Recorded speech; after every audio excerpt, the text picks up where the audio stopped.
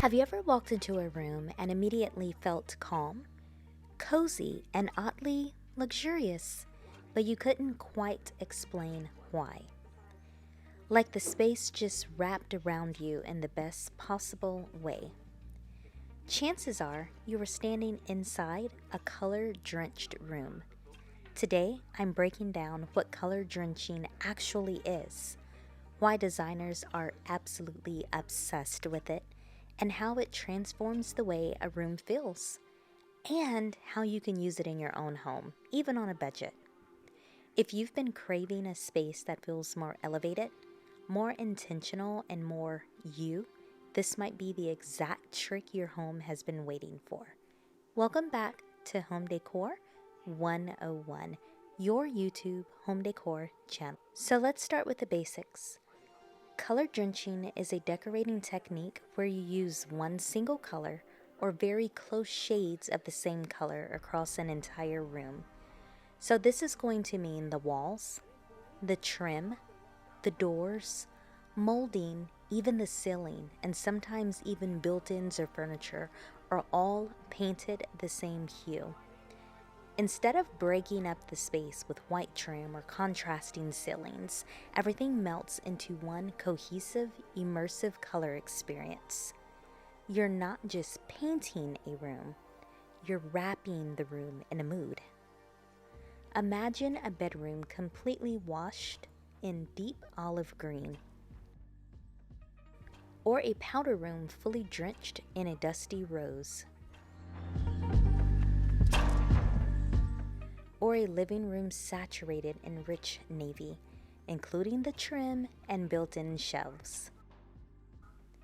It feels dramatic, it feels cozy, it feels elevated, and it feels very designer when executed well. So here's why people are suddenly obsessed with this trend. Color drenching makes a space feel more intentional, more expensive, more emotional, more cohesive, and more calm. When everything is the same color, your eye isn't constantly jumping from wall to ceiling to trim to door to floor. There's no visual interruption, no harsh contrast lines, no cutting up of the room. Instead, the space feels smooth, continuous, and deeply immersive. This is why so many boutique hotels and high-end designers use this technique. It creates instant atmosphere. It also hides imperfections, awkward trim, uneven ceilings, strange architectural bumps. Color drenching softens all of it. It blurs the lines and makes the room feel intentionally sculpted rather than accidentally messy. So you may ask, does it have to be dark? Now this is the biggest myth when it comes to color drenching. No, you don't have to go dark. It doesn't have to be dark and moody. Yes, deep moody tones like forest green, plum, navy, or charcoal look absolutely stunning when color drenched. They create drama, big energy, intimacy, and richness. But color drenching works beautifully with lighter tones as well. So think warm taupe, mushroom beige, soft sage, dusty blush, powder blue, creamy sand tones. Light color drenched rooms feel calm, light, airy, cozy, and softly enveloping. They still give you that immersive boutique hotel feeling, but in a softer, more gentle way. So whether your style leans moody or minimal, there's a color-drenched version that is just perfect for you. Okay, so let's get a little deep for a minute. Let's talk about the psychology, why it feels so good. Now this part is fascinating to me at least. Color drenching reduces what designers call visual noise. When your eyes aren't constantly adjusting to contrast lines, trim breaks, color interruptions, so many competing things in your room, your nervous system actually takes a breath and relaxes. Your brain reads the space as, hey, this space is safer, calmer, more grounded, more intentional. That's why color-drenched rooms feel so soothing and emotionally rich. It's the same reason that candlelit rooms feel more calm than fluorescent-lit rooms. It's not visual, it's psychological. You're creating a room that holds you instead of a room that visually competes for your attention. So let's talk about where color drenching works best. This technique is especially magical in bedrooms, dining rooms, powder rooms, home offices, libraries, cozy living rooms, hallways, stairwells. So basically, like every room in your house, or everywhere that you want mood, drama, calm, sophistication, elegance, or emotional depth.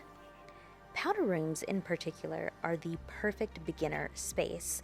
We always preach that on that channel. Always start with your powder room first. It's a small space, very low risk. Any wild, crazy thing you want to do, it's not going to cost a lot of money in a powder room.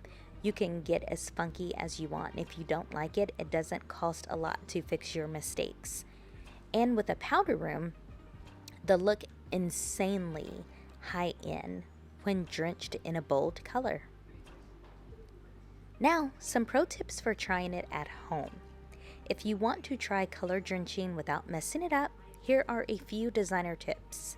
First, use the same color in different finishes. For example, a matte or eggshell on the walls, then a satin or semi-gloss on the trim and doors, and I would say go flat on the ceiling. Same color, different sheens. This is going to create subtle dimension without breaking that immersive effect. Second, start with a smaller room. I already gave you the hint about the powder room. So try a powder room, a bedroom, a hallway, or home office before committing to a full living room. Thirdly, test your color at different times of the day. So morning light, afternoon light, and evening light will all change how the color looks and feels. This step alone prevents so many regrets. So in closing, guys, color drenching isn't just a paint trend. It's a mindset shift. It's choosing emotion over neutrality, atmosphere over safety, and personality over predictability. It's one of the fastest, most affordable ways to make your home feel designer level without doing a full and pricey renovation. If you enjoyed this breakdown and want more elevated, cozy, and psychology-backed home decor ideas, make sure to subscribe to the channel. And check the description box below for curated paint colors, decor pieces, and Amazon finds that work beautifully with the color-drenched look. Thank you so much for watching. I'll see you in the next one.